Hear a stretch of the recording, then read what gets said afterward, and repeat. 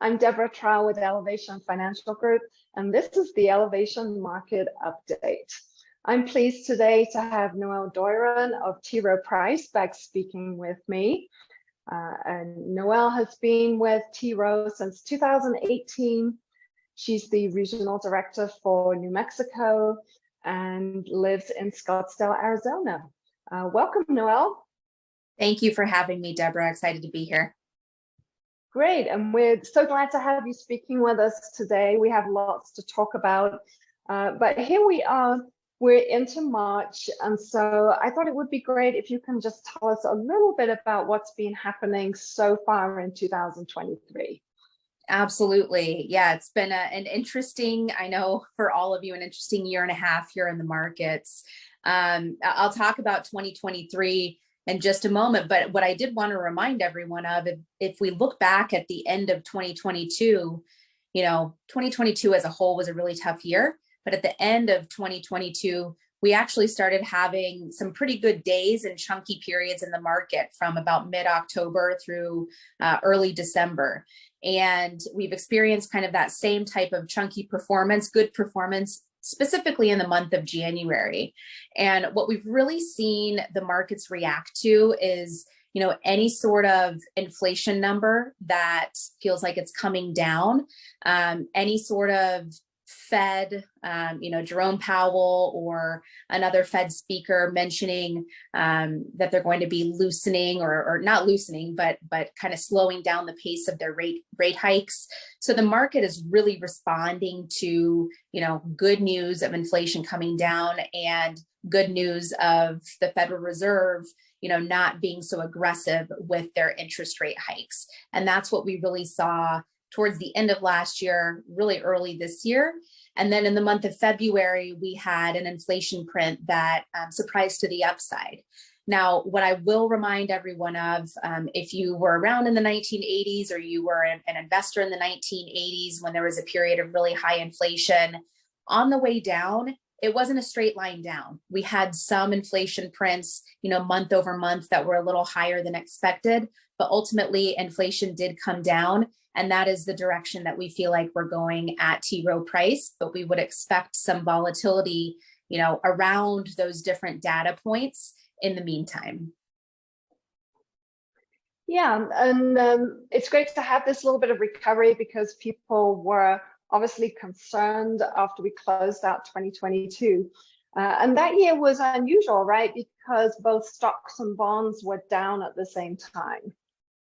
Absolutely. Yeah. I mean, if you look at any sort of, calendar year performance going back a few decades, last year was the first year where we saw an index like the S&P 500 and kind of your core bond index, the Barclays Ag or the Bloomberg Barclays Ag, both down, not just down, but down double digits. And it was a very, very painful, what I call a painful reset. Ultimately we needed to get prices into a more reasonable area for investors because there was a lot of euphoria in the markets, which was interesting, a lot of euphoria in the markets during, our pandemic, our COVID time period.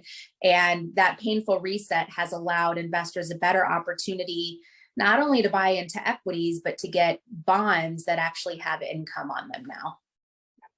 Yeah, and that was one of the biggest concerns people had last year was losing money in their bonds. I know you're a bit of an expert on bonds because you've worked in that area in your career. So tell us a little bit about what's happening now with those bonds.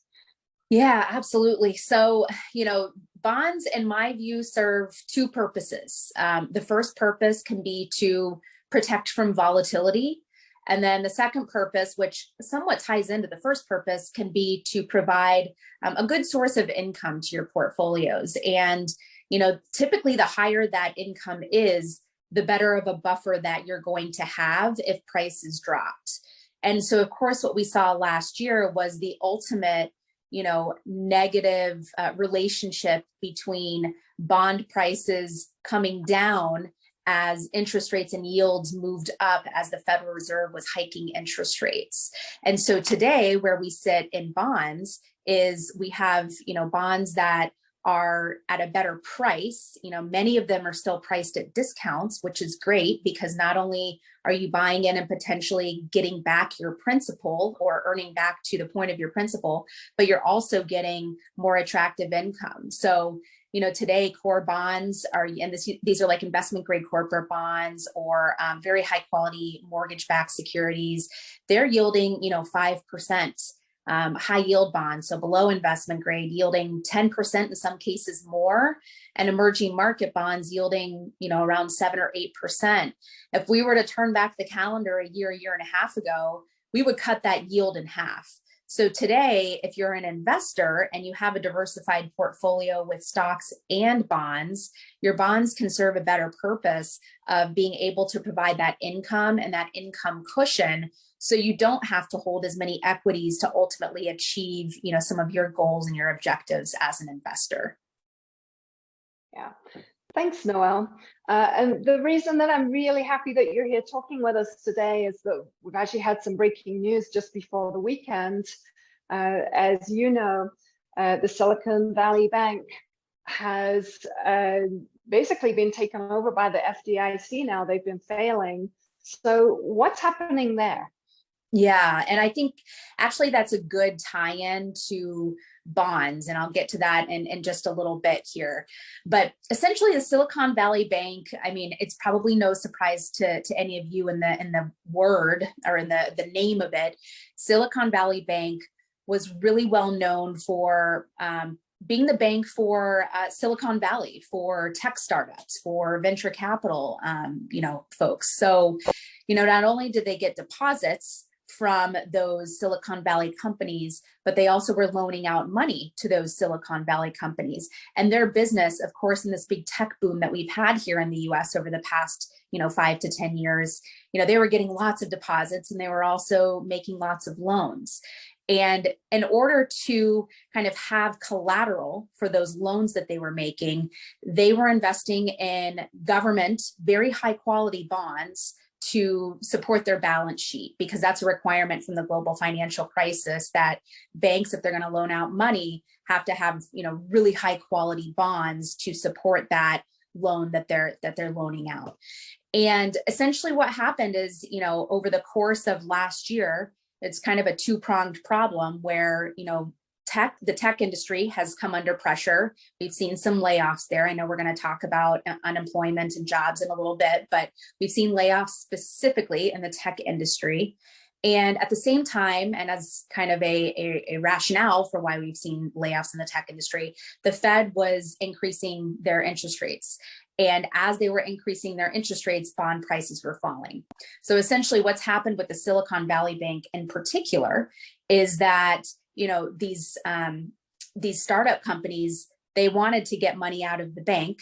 And as the bank had to sell some of the bonds to be able to provide these folks their money, the bonds weren't priced the same way that they were when they bought them. So they were actually losing money on their bonds. Now, this is a pretty isolated incident because the real focus of this bank was Silicon Valley investors. Now, fortunately, the government has stepped in, not to the extent that they did during the global financial crisis. I think, taxpayers do not want to pay for these types of things ever again, but Wall Street has stepped in, the FDIC has stepped in. The FDIC, people are getting their money out today. People, the depositors are being made whole today if they would like to be made whole today. And I'm sure that many of them or all of them do. But the FDIC has basically said, you know what? We're going to guarantee your money back if you have deposits over $250,000 in Silicon Valley Bank. And that's the big thing, because, if you have money sitting or deposits sitting in a bank that's over $250,000, it's not necessarily guaranteed by, that bank. But the FDIC has stepped in for this particular bank, and they've said, yes, we will guarantee, everyone can have their money back. They will be made whole. And the way that they've done that is they've set up a bridge bank that is called Silicon Valley NA. So basically all the deposits are being moved over to that bank. It's under government control. And, fortunately right now, taxpayers don't have to pay for it.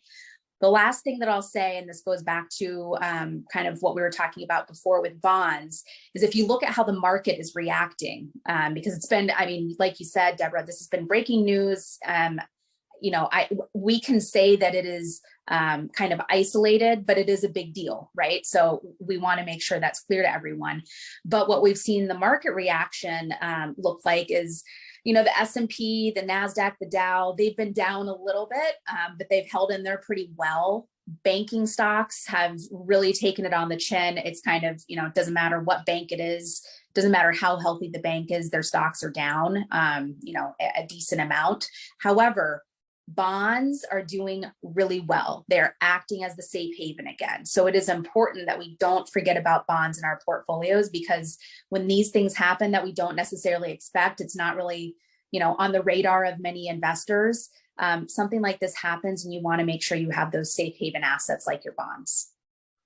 Yeah, thanks, Noelle. That's a really great explanation about what's going on. And I think one of the key words you used was that word isolated. People do not need to worry about going to their own bank and that things are happening there. And if anyone's ever wondered why I'm always asking about what's in your bank accounts as well as what's in your investments, this is one of the reasons why I'm here to help make sure that people are not having large amounts over that guaranteed amount in a bank account that might not be insured and you don't realize it. So having talked about all of that, obviously these are worries and concerns, but let's talk about some positives in the economy. Noelle, tell us some good things. Yeah, absolutely. We all want to hear some good news here. Yeah. So, I mean, if we, kind of look back again at what's happened over the past year, we do think that most of the Federal Reserve's work in order to kind of rein in inflation has probably already been done. So, you've experienced most likely the worst of it in your investment accounts. In our view, people talk about recession. In our view, a recession is not directly in front of us. If we look at the consumer and specifically, employment, the consumers are strong because they're still employed. The employment numbers are not rolling over. They're not falling off of a cliff by any means. And so as long as consumers and individuals remain employed, you're going to see people spending money still. So that's why we've seen inflation be a little bit stickier, which is kind of what the Fed's trying to control. But consumers are in a great spot. We're going on trips, we're going to restaurants, we're spending money at stores, we're spending money at the grocery store. We're very healthy, and it's because we're all very much employed still. So in our view at T. Rowe, we've pushed that recession risk out a little bit. However, again, and this is not necessarily economics, but going back to what we've been through in this painful reset, if we do get to that point in this, economic cycle where we do head into a recession, again, your bonds are going to act like bonds, and they're going to be able to protect you. If you look back at 2008, if you've, unfortunately, if you were an investor that year and you look at your accounts, you're going to look at your bond portfolios and you're going to see, wow, they were positive. They held in there. That is what we can expect now if we head into a recession again. So, wrapping up those 3 points, recession not directly in front of us, the consumer is still very strong, and your bonds are bonds at this point. Thank you. And so, of course, there are things that T. Rowe Price as a company is keeping a watch on. Let's talk about those. Yeah, absolutely. And I think first and foremost, it's going to be, inflation in the Federal Reserve, what they're going to do. I think this Silicon Valley Bank kind of problem that we find ourselves in now is going to cause the Federal Reserve to think about their strategy moving forward, because ultimately it felt like, as an investor myself, the Federal Reserve is trying to break something in the economy. So did they break something? Is this, what they've broken, this isolated area of the banking market? They certainly don't want this to spread and be contagion. So we're watching, the CPI print tomorrow, most certainly. And then we're going to see what the Federal Reserve does in March. Do they continue on this path of quarter basis or 0.25% hikes, or do we pause and kind of, let things kind of sink in a little bit in terms of the work that they've already done. So I would say that's the big one. Other things that we're watching, did you want to pause? Sorry about that. Yeah, I do, because you said CPI. So that's the consumer price index, right? Yes. Yes. So we'll get an inflation report tomorrow. That will be kind of good insight in terms of how we're moving along this path of trying to bring down inflation. Thank you for pausing me there. Other things we're watching would be, the geopolitical environment. We've got things kind of going on all over the world, whether, we've still got this war somehow going on in Ukraine with Russia. We're certainly watching what's going on, or the rhetoric coming out of China. They're kind of always questionable and up in the air. I hate to say it, but it's 2023. Next year is an election year for us here in the US. So, we've got a lot of those geopolitical kinds of things that we're keeping an eye on as an organization as well. And then, like I mentioned before, in the back half or the second half of this year, we may start getting more focused on what's really going on in the employment market. How close are we, or are we going to see a recession? But right now we're really just focused on, what I mentioned at first, kind of the Federal Reserve, inflation, and to some extent geopolitics in our global portfolios. Yeah. All right. So one thing we do know, though, is that when markets are moving, there's turmoil going on, there is actually opportunity. So where is that opportunity for your analyst teams and mutual fund managers at T. Rowe? Yeah, and it doesn't feel like that, but there are a lot of opportunities in the market. Usually when there's, significant volatility, that creates the most opportunities for professional managers like T. Rowe Price. And I would focus on three key areas. But, first, I'd be remiss to mention that we've had a really great long period, prior to 2022, of US growth companies performing really well. And as the Fed has hiked interest rates, essentially higher interest rates are a tax on future growth. So that's really what has hit US growth companies. Instead of focusing on US growth, we're looking at dividends, companies that pay dividends, companies that are growing their dividends. When the market is up 30%, which, reminder, not normal at all, but when the market is up 30%, 3, 4, 5, 6% dividends doesn't really matter to anyone. But when there's market volatility, or when you get, slower growth environments, like the markets being up 6, 7, 8%, that dividend matters a lot more. So we do like dividend paying companies. We like dividend growers. Companies that are growing their dividends tend to be just more healthy from a balance sheet perspective, because they have the cash available to continue to grow their dividend over time. So they tend to be healthier companies, and in volatile environments, they tend to be down less than non-dividend payers. So that's an area. The next area, and this is contrary to everything I just said, probably when I mention it, is small caps. Small cap stocks, going into a recession may not feel like the best, move for you as an investor. However, if we look at the prices of small cap stocks, specifically relative to some of their, underlying qualities, like the earnings that they're generating, small cap stocks are actually priced lower today than they were anytime during the global financial crisis. So they are pretty much, the prices on small cap stocks have pretty much said, we're in a recession already, here we are. And one thing that we know, as history has told us, is that small cap stocks tend to bounce much better out of difficult environments than large cap stocks do. So may feel like there's more risk there, but we feel like the entry point is pretty attractive. And then the final area would be international. And that's also been not a fun word for a lot of folks over the past few years, or a fun place to be in their portfolios. But if you look at international, just the makeup of international companies, they tend to be companies that do better in higher interest rate environments, higher inflation environments. So, I'm thinking industrials, financials, utilities. These are the companies that tend to, materials, energy, I could go on.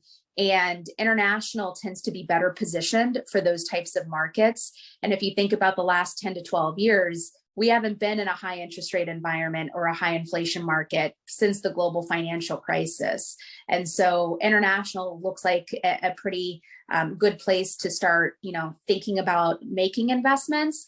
And we would specifically note that the Asia region looks pretty attractive because China has reopened. They've reopened their economy. People are traveling. People are going out to restaurants and movies and doing all sorts of things. So relative to everywhere else in the world, we all, kind of reopened a year or so ago. China's doing this now. And we're seeing big benefits, not only in their local economy, but in the surrounding economies as well. So those would be the three areas that I'd look for: opportunities, dividends, small caps, and international stocks. Great. As usual, we're talking about diversification again, aren't we? Yes, exactly. It's important. Yeah. And so as we're getting closer to the end of our time together today, what should investors keep in mind? Yeah, and one thing I like to point out when markets get really volatile is a study that we pulled from the Journal of Economics, and it really looks at just not necessarily investor psychology, but just human psychology. And there was a study done that looked at, if any of you are soccer fans, looked at the penalty kick play, where there's one offensive player and one goalie. And obviously the offensive player is trying to get the ball in the goal. The goalie is trying to protect the goal.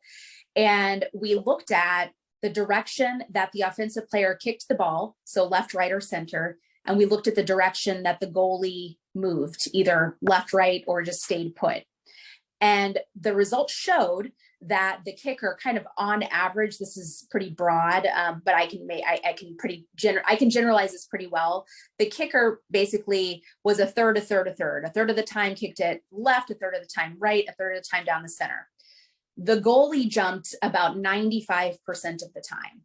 So missed all of those balls, or most of those balls that went right down the center. They went into the goal because the goalie moved. And the reason I bring up that study is because when we're under pressure, or when we're uncomfortable, or when we're facing a lot of volatility or turmoil, whether it's in our personal lives or as an investor, our gut instinct as a human being is to make a change or fix it. And it's not always the right move, as we found out with the goalie, to make a change or to fix anything. You may be just great the way that you are, but I would encourage, everyone listening to get that checkup with Deborah and her team to see if, you're in a good spot relative to your goals, or if a change is warranted. But trying to make that decision on your own without a guide or a coach is a really difficult endeavor to do. Well, thank you so much, Noelle. I appreciate you being here with us today. Thank you, Deborah. Really happy to be here, and always lots to talk about. So thank you. Yeah. So we've had great information from Noelle, but that's all we have time for today. Hope that you found something useful to keep you on track with your investing goals. And if you didn't have a question, if we had a question that didn't get answered, please feel free to give a call at the office, email us. We're always happy to speak with you about your investments and your goals. Our next Elevation Market Update will be recorded and sent out in May. Hope you have a great day. Thank you.